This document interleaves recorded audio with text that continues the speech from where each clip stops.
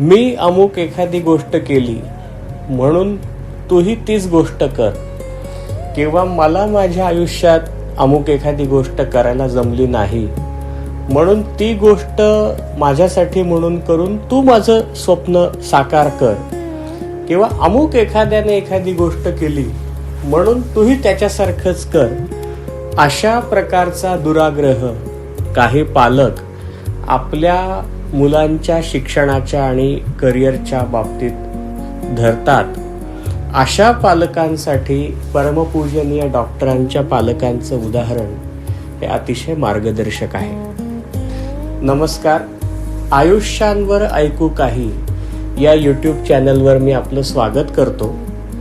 राष्ट्रीय स्वयंसेवक संघाचे संस्थापक तथा प्रथम सरसंघचालक डॉक्टर केशव बळीराम हेडगेवार यांच्या जीवनातल्या प्रेरणादायक घटना प्रसंगांचा आढावा आपण घेतो आहोत.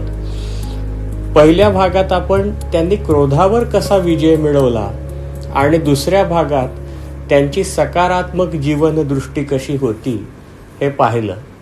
आणि आजच्या तिसऱ्या भागात आपण थोडंसं त्यांच्या पालकांविषयी बोलणार आहोत, कारण प्रत्येक महापुरुषाच्या जडणघडणीत त्यांच्या पालकांचा सिंहाचा वाटा असतो. केशवरावांच्या वडिलांचं नाव बळीराम पंत असं होतं आणि मातोश्रींचं नाव यमुनाबाई असं होतं, आणि त्यांना रेवतीबाई अशी देखील हाक काही लोक मारत असत, असा उल्लेख त्यांच्या डॉक्टरांच्या जीवनचरित्रामध्ये आहे. आता डॉक्टरांचे वडील हे वेदाध्ययन आणि वेदांचं अध्यापन करत असत आणि याज्ञिकी करत असत. तसंच डॉक्टरांचे सगळ्यात मोठे बंधू श्री महादेव शास्त्री यांनी काशीला जाऊन वेदाध्ययन केलेलं होतं आणि धार्मिक स्वरूपाचं शिक्षण संपादन करून त्यात प्रावीण्य मिळवलेलं होतं. आणि त्यांच्या नंतरचे महादेव शास्त्रींच्या नंतरचे त्यांच्या पाठचे बंधू पण डॉक्टरांपेक्षा मोठे जे सीताराम पंत, त्यांचं सुद्धा नागपूरला प्राथमिक शिक्षण पूर्ण झाल्यानंतर धार्मिक शिक्षणासाठी एका वेद पाठशाळेत त्यांचं नाव दाखल करण्यात आलेलं होतं. आता क्रमांक केशवरावांचा होता की केशवरावांचं प्राथमिक शिक्षण पूर्ण झाल्यानंतर त्यांना कुठल्या प्रकारचं शिक्षण द्यावं, परंपरागत धार्मिक आणि वेदांचं शिक्षण द्यावं की इंग्रजी नवं शिक्षण द्यावं. आता इथे त्यांच्या पालकांची भूमिका महत्वाची आहे, कारण केशवरावांचं वय त्यावेळेला 8-9 वर्षांचं होतं. त्यांनी केशवरावांच्या वागण्या बोलण्यावरून, त्यांच्या सवयींवरून, त्यांची आवड काय आहे, त्यांचा कल कुठे आहे हे लक्षात घेण्याचा प्रयत्न केला. आणि त्यांच्या लक्षात असं आलं की केशवरावांना धार्मिक शिक्षणापेक्षा नव शिक्षणामध्ये जास्त स्वारस्य आहे, कारण ते आपल्या मित्रांशी बोलताना सभोवतालच्या राजकीय घडामोडींची चर्चा करतात. केसरी सारखं हे त्या काळातलं अत्यंत लोकप्रिय आणि दर्जेदार असं वृत्तपत्र वाचतात इतक्या कमी वयात, आणि त्यातल्या विषयांवर चर्चा करतात. समाजासाठी, देशासाठी काहीतरी करावं अशी भावना त्यांच्या मनामध्ये आहे. हे त्यांनी लक्षात घेतलं पालकांनी.